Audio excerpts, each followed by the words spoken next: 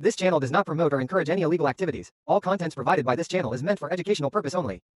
Hello guys, welcome to Omkar tech videos. First news వచ్చేసరికి one plus నుంచి one plus 15 కొన్ని rumours అయితే బయటకు వస్తున్నాయి. ఇక ఇదైతే మనకు అక్టోబర్లో చైనాలో అయితే లాంచ్ చేయబోతున్నారు. మేబీ మనకైతే ఇండియాలో జనవరిలో అయితే లాంచ్ అయితే చేస్తారంట. ఇక దీంట్లో కొన్ని కీ హైలైట్స్ అయితే చూద్దాం. ఇక దీంట్లో అయితే మనకు స్నాప్డ్రాగన్ 882 ప్రాసెసర్ అయితే తీసుకొని అయితే రాబోతున్నారు. అలాగే ఇదైతే మనకు 6.78 ఇంచెస్ ఎల్టీటీఓ ఓఎల్ఈడి డిస్ప్లే అయితే వస్తుంది. ఇక దీంట్లో కెమెరా చూస్తే మనకు 50 మెగాపిక్సెల్ అల్ట్రా వైడ్ లెన్స్, అలాగే 50 మెగాపిక్సెల్ టెలిఫోటో లెన్స్, అలాగే 50 మెగాపిక్సెల్ రేర్ కెమెరాస్ తో అయితే తీసుకుని అయితే వస్తున్నారు.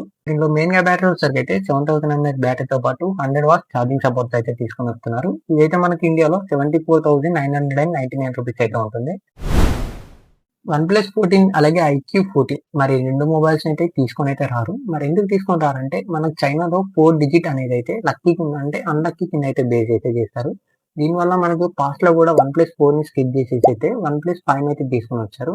అందుకోసం మనకు వన్ ప్లస్ 14 అలాగే ఐక్యూ 14 రెండు మొబైల్స్ అయితే తీసుకొని అయితే రారు. డైరెక్ట్ గా వన్ ప్లస్ 15 అలాగే ఐక్యూ 15 అయితే తీసుకొని వస్తున్నారు.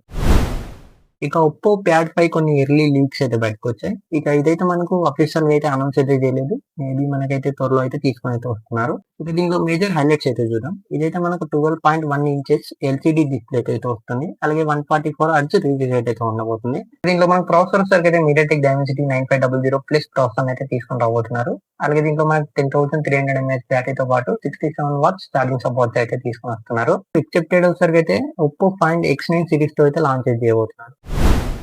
ఐక్యూ 15 కొన్ని రూమర్స్ అయితే బయటకు వస్తున్నాయి. ఇక దీంట్లో అయితే మనకు AMOLED డిస్ప్లే అయితే ఉండబోతుంది. ఇక దీని డిస్ప్లే సైజ్ వచ్చేసరికి అయితే మనకు 6.85 ఇంచెస్ అయితే ఉండబోతుందంట. ఇక దీంట్లో మెయిన్ గా ప్రాసెసర్ వచ్చేసరికి అయితే మనం దీంట్లో స్నాప్డ్రాగన్ 8 Gen 5 ప్రాసెసర్ అయితే తీసుకొని వస్తారు. ఇక దీంట్లో కొన్ని రూమర్స్ అయితే బయటకు వచ్చాయి. మరి చూడాలి మరి ఏదైతే తీసుకొని వస్తారో.